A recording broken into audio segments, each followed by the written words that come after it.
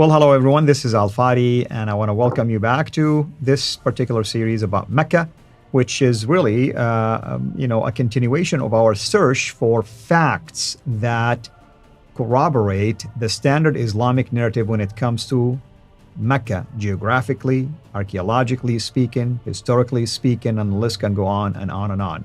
Today, we're going to take another stab at this by looking at the many borrowed rituals, Islamic rituals, that are usually actually practiced by our Muslim friends during one of the most important pillars, which is the pilgrimage, which is the fifth pillar out of the five pillars of Islam. And of course, with me here to unpack all of this, as always, Dr. J. Smith. Dr. J, thank you again for joining us. And, it's been a fascinating series, I think, judging by the comments and the interactions we've been receiving from people who are watching this. You can tell that people are actually excited about all of this new information, and some of it even, info that demands, asking questions and even Googling when we did it about the Zamzam well. But what is it about these stages of the pilgrimage that you wanted to address? Well, I'm just going to look at the Hajj itself and look at the 5 stages of the Hajj. Some of this material has been introduced already. We've done it in a previous series, but we introduced Dan Gibson's hypothesis, and his hypothesis starts from the premise that all of these 5 stages can be the antecedents of them can be found in Petra. So let's go up on the screen, and we'll just keep looking at the screen because I want to just look through each one of these step by step, and I want to get your reactions. This is the first time you're going to hear this from me. Let's go ahead and start with the Kaaba itself. Now, that's the picture of the Kaaba. That's that. Let me just get my pointer up here. Well, the black thing right there, that's the Kaaba. We want to look at that black building, and that's what everybody prays to. That's right. 5 times a day. It doesn't matter where they are in the world, they have to pray to that building. That's and right. That building was supposedly, according to tradition, it was constructed reconstructed from its ruins by Abraham and Ishmael, That's while correct. Ishmael was still living before he was thrown out into the desert. So that was, 1900 BC, 1900 BC. We're talking about almost 4,000 years ago that building supposedly is. Now, what's interesting, our good friend Dan Gibson said, no, you can find also a Kaaba here. Now, there's been some feedback from people saying that he's got the wrong Kaaba. I'm not going to go with that so much. I'm just showing the theory that's out there. Dan Gibson said that that's the original Kaaba and that's in Petra. What is interesting is when you go down to Jerusalem, Paul Ellis that we had in our live stream that we had there on the 20th of December back in 2021, he actually has put together the whole Jerusalem thesis, and he is saying, hold on a minute, there is an original Kaaba, because Kaaba actually means cube, and that comes from Hebrew, and there was a cube, and that cube is there on the Temple Mount, which is right here. Where is the Dome of the Rock today? Today, if you look at Jerusalem, there's the Dome of the Rock. That is sitting over top what used to be the original Kaaba, the Jewish Kaaba. Okay. Even the word Kaaba in Hebrew is the same word. It was also square. And that's where the temple was built by David. And that's where they would circumambulate. And which way would they circumambulate around that? They would do it counter-clockwise. How many times? 7 times. When you went and did the Hajj there in Kaaba in Mecca, which way did you go when you circumambulated? Also counterclockwise. But in all around the world, in every other tradition, everybody goes clockwise, except in Islam. Where do you think Islam got that from? It got it from Jerusalem. It got it from the Jews. The Jews circumambulated. And why 7 times? Who did 7 times around? The story of Joshua. The story of Joshua around Jericho, 7 times, circumambulating. That's where it comes from. So this comes straight out of Judaism. It comes straight out of the Temple Mount. It comes straight out of Jerusalem. That's the original Kaaba from which this has now been created. It's basically redoing or borrowed what the Jews already did there in Jerusalem. They're now doing here in Mecca. Yeah. So there's the first Gibson one. also mentioned that some of these appear to have been an altar, actually. So they have some steps leading up to them. And it appears that this act by the Jews is to commemorate, what happened in Jericho. To commemorate exactly what happened in Jericho. That's the reason behind it. Mm-hmm. You ask a Muslim why they do those 7 times. I've yet to see a Muslim explain that. Well, we're explaining it for them. What does it say in chapter 10, verse 94 of the Quran? What does it say in chapter 21, verse 7? If you have any question, Go to the people of the book, the Jews and the Christians, because they have been given the Torah, which is the story in the Torah, the story of this very event in Joshua. And there it is in the Torah. So come back to us. We'll tell you, and we'll actually show you that's the original Kaaba right down there. Now, that's just the first stage, okay? Let's go to the second one. And this is probably the more exciting one, because when you go to Mecca, remember we said a number of episodes ago that after you go to Mecca and you do the circumambulation, what do you do next? You then go to the Safa and Marwa. And what exactly? Explain that again for people. Well, I mean, the Safa and Marwa, the idea, at least from a standard Islamic narrative, is that there are two mountains, and somehow Hagar had her baby child, Ishmael, who was thirsty. She was looking for water, as, of course, any mother would panic when you see your son basically dying from thirst. So she would go up the top of the mountain. And obviously, if you ever lived in a desert or been to a desert, you can see a mirage. And the idea is that she would see a mirage, get excited, thinking it's water. So she would run towards it because she's excited about that. Come to find out that it was just a mirage, getting disappointed, goes to the top of that mountain, looks the other way, the same thing happened, and she did it 7 times. Interestingly, by the 7th time, finally, a well kind of like appeared to her. And that's what we call the well of Zamzam. But that's a whole different story. Which we talked about in the But previous that's the episode. reason why you go between the two. By the way, if you've ever been to Mecca, I mean, I'm assuming if you're a Muslim, obviously non-Muslims cannot go there. Please tell me, do you really see 2 mountains? Or it just a couple of piles of Take rocks? a look at it. There's it right there. Yeah. How big do you think that is? How tall do you think that is? It's not that tall. I mean, you can climb it. Some kids About used 20 feet to play high. there. You know, that's why they fenced off. That does not look like a mountain to me. Does that look like a mountain? That is about the same size. There's the two, Safa and Marwa, that you run back and forth between. A mountain? We're talking about a rock, a big rock. Yes, I don't want to have that fall on top of me. Yeah. But that is nothing more than a rock that kids can climb on. That's why they have to put these barricades around, because kids were climbing on it. That's right. Yeah. Not something you'd be looking for water from. And especially if you go to that rock and not find it, you go to that rock and not find it, you go, what are you going back and forth 7 times? Obviously, if you didn't find it the first time, you'd stop going there because it's just nothing more than a rock. That would not either she's not very intelligent or something here is wrong with the story. I would suggest that something's wrong with the story, because in the Bible, it is mountains. These are mountains. Now, Dan Gibson decided, well, these are probably the Safa and Marwa that we're referring to, because these are referred to there in Petra. But I think there's even a better answer, and this is where Mel has really helped us, and also Paul. And Odin, both Mel, Paul, all 3 of them have said, hold on a minute, unpack it a little bit further, go further back. What is the Arabic word for Marwa? It is Moriah. Sorry, the Arabic word for Moriah is Marwa. Marwa is the Arabization of the word Moriah. What is Moriah? It's the name of a mountain. What mountain? It's where the Dome of the Rock is today. Right. That is Mount the mountain, Moriah, yeah. Mount Moriah, where Abraham went to sacrifice exactly, and Jesus was Isaac, right? And so that's why it is considered, that's why the temple was built there. That's why all the Jews would go there. There's Mount Moriah right there. It's right there in Jerusalem, where the Dome of the Rock was built, but that was built in 691 AD. The temple, which is much older, of course, it was from BC. It was always there for that reason, to commemorate where Abraham was to sacrifice Isaac. What about Safa? Well, you need to go to Josephus. In the 1st century, Josephus refers to Marwa and Safa. He's referring to Mount Moriah and Mount Scopus. Scopus, the Arabization for Scopus is Safa. So where is Mount Scopus? There it is right there, where I'm pointing to, where that green circle is. That is Mount Scopus. This is the Kidron Valley. You go there today and you will see that's Mount Scopus. This is Moriah. That's where the Jews would go back and forth 7 times. Down to the Kidron Valley, back up to Mount Scopus, down to the Kidron Valley, back up to Moriah. Why? To commemorate Hagar looking for water. It's nothing more than commemoration, but those are mountains. Those aren't little rocks that are 15 feet high or 20 feet high like you see over here. Can you see? That makes sense. So it looks like that which you have here is nothing more than a facsimile of what was originally there, and this is what they've been doing for thousands of years. So can you see, again, another borrowing? Even the names are borrowed. Safa and Marwa are originally in Jerusalem. Right. Now, this one here is, we're still looking for it, the Hill of Ararat. You've been to the Hill of Ararat. The Arafat one is basically the Mount of, it's like the mountain where Adam and Eve got united, okay? Why? Because after the fall, supposedly they were separated from each other on earth, and they start to look for each other, and they found each other in this area known as Arafat, where they reunited and met each other once again. Do you know where Adam was actually thrown to? India. Exactly, Kerala, which is the very southern tip of India. And according to traditions, he was 90 feet tall, and he strode 90 feet, striding across thousands of miles to get all the way up to Mecca to find his wife, Eve. Either God's inept or whoever threw him down did not know how to aim very well, because poor guy, he had to create strides that were equivalent to a 90-foot tall person, striding all the way up to Mecca and then meeting her here. Now, did he suddenly diminish in size when he got here?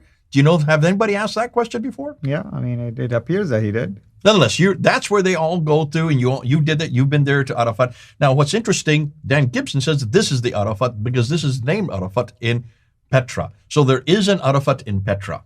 This story doesn't exist anywhere. We don't have the story in Judaism for one good reason. Adam and Eve were never thrown down to earth because the Garden of Eden in the Torah, in the Genesis account, is already on earth. Right. God would not throw them out, and he certainly would not have made such a clumsy mess of it by separating them by thousands of miles. So let's go to the next one, and this is what's fascinating to me. This is the Jamarats. The Jamarats are explain this. What are these Jamarats? Well, I mean, again, it has to do with Abraham and Abrahamic story. We know from the biblical narrative that Abraham took his son. Obviously, initially, even Islamic sources said the son was Isaac. Later, it was reinterpreted to be Ishmael. Regardless, so he took him in a 3-day journey, and the allegation is that Satan would try to entice him every day, and he would stone Satan. Amazingly, he will stone him 7 times. So every pillar, there are 3 pillars. Jamarat meaning the ones that you throw with the rocks. Every pillar represents one of those days and one of those incidents, and that's what Muslims will do in the last 3 days after the celebration of Al-Adha, basically. I am smiling for a very good reason. Yeah. You are a young man. Yeah. You're not as old as I am. That's right. I've got gray hair. You don't remember that prior to 1980, there were not 3 Jamarats. How many Jamarats there was were one there? only. There was only one. Yeah. You now have just told me a new tradition. Well, here's why they widen him and spread him out, because of how crowded it can get. Bingo. Yeah. Hold on a minute. So prior to 1980, if you look at every picture of the Masjid al-Haram, if you look at every picture of Mecca prior to 1980, you'll only find one Jamarat, right? It's a small crowd. Small crowds. Yeah. Which means there's only one devil. You come back to it 3 times, basically. 3 times, yeah. And you throw stones at it. Yeah. So now it's not even 3 times, but now it's become 3 times because the crowds are so large. Right. So now they have erected 1, 2, 3. That has been in more. That's the most recent rendition. Right. Now they have to change the narrative because now they have such big crowds. They've got to say, well, it's not just one devil. It's actually 3 different seductions of the devil. Right. So the narrative have changed in just 40 years during your lifetime. Yeah. But if you ask your dad and your grandparents, how many devils were there, or how many times was it? It's always just once. Yeah, I mean, they can come back at you and say, well, yeah, it's 1, but we do it 3 times. 1 every day. And now it's become 3 different seductions. Right. But see that, look and see any book that says it's 3 different times prior to 1980. See if you can find that. True. So even you have been brought up with this new narrative. That means the narrative is changing in our lifetime. Mm-hmm. If the narrative is changing in our lifetime, why are we so surprised that it didn't change between the 7th century, 8th, and 9th century? That's correct. When this was all written down in the 9th and 10th century, can you see if in 40 years where we can even corroborate it and it's happening in our lifetime, it gets changed? Because in this case, there are such huge crowds, they have to build another 2. They have to create a new narrative for it. Why then are we not surprised that this was also being changed between the 7th, 8th, and 9th century when they didn't have lexigraphs and they didn't have papers or they didn't have videos that they could go back and check on it?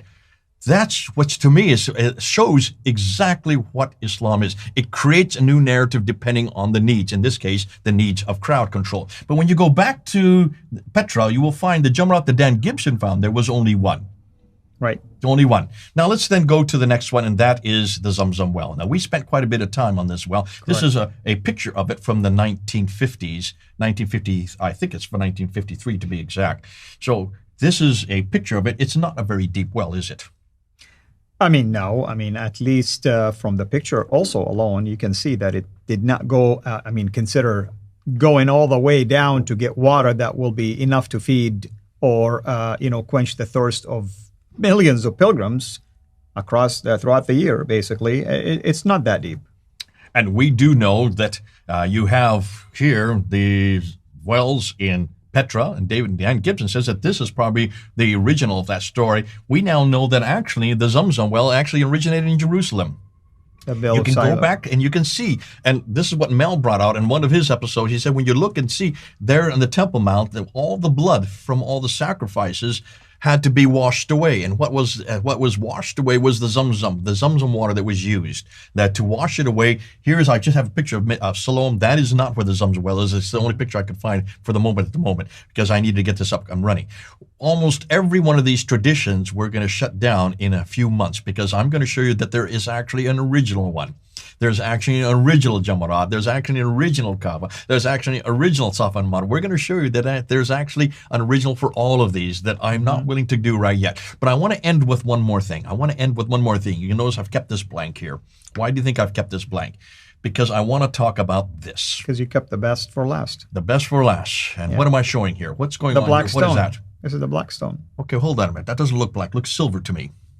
Well, that's the encasement, but people assume that the black side inside is the black stone, when in fact it's just pieces put together, actually. Actually, it's little pebbles that used to be a stone. They're only about the size of a coin, each one of them. They're very small. What you're looking at is tar, mostly. Yeah. You don't know the story to this, do you? But when you were growing up, you had to kiss that, didn't you?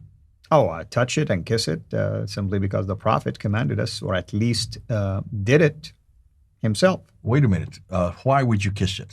Why did the Prophet ask you to kiss it? What's the reason that your parents gave you, or what's the reason you heard when you were there in Mecca? The tradition says that this used to be whiter than snow, and it turned black because of the sin of mankind. So it forgives your sin. It takes away your sin.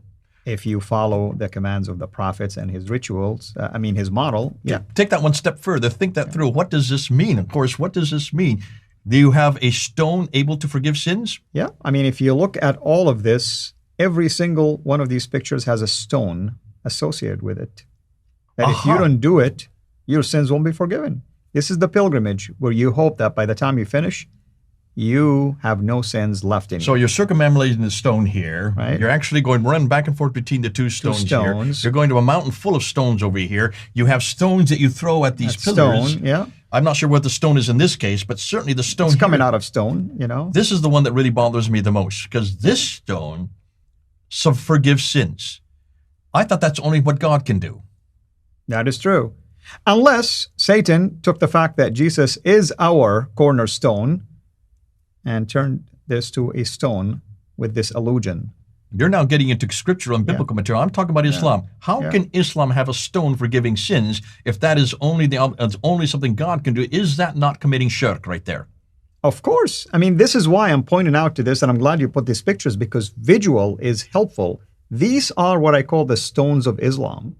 Every single Muslim watching this, please help us understand, how can you claim that the religion of Islam came to fight idolatry and shirk associating something with God? Please help us look at these pictures and tell us for yourself. Can you be a Muslim without touching a stone, kissing a stone, throwing a stone, and going around a stone or running between stones? You tell me. Everything that is at the root of Islam is based on idolatry. And yet Muslims are the first to say we have committed shirk by elevating, he thinks we have elevated a man to the position of God. I would suggest everything we know about Islam, all these 5 stages, are all to do with idolatry. Talk about shirk. This is as idolatrous as you can get. And this is at the very center of Islam. This is on the eastern corner of the Hajj itself. This is the holiest place in Islam. It is what all the Muslims are to pray to 5 times a day. It's what every Muslim wants to get to. If you look at the crowd here, they're all pushing each other to get to the stone. They have to have policemen there to keep them back so that they don't crowd each other out, so that everybody can kiss the stone so they can get their sins forgiven. This is absolutely a contradiction in terms. This is as idolatrous as you can get, and this is the seat of Islam. It is all based on a stone. We need to unpack the stone. Hold on. Yep. We're going to be doing that. Look and see what we're going to find about this stone. But can you see now, almost everything we know has been borrowed from other sources. Yep. And what's interesting, they've taken that which is borrowed from other sources and they have bastardized it again. They have ruined everything that these stand for. We're going to have to do that when the next episode is coming up. We're going to show you in almost every case what they have done with what was beautiful and what was pure, they have made impure. But that's coming up. That's for yet a whole nother series of episodes. Until this time, we do want to conclude, and we'll do that next. Absolutely. You know what, brother? I feel stone cold, so I'm going to get my coffee on a rock right now. Everyone, you've heard the man.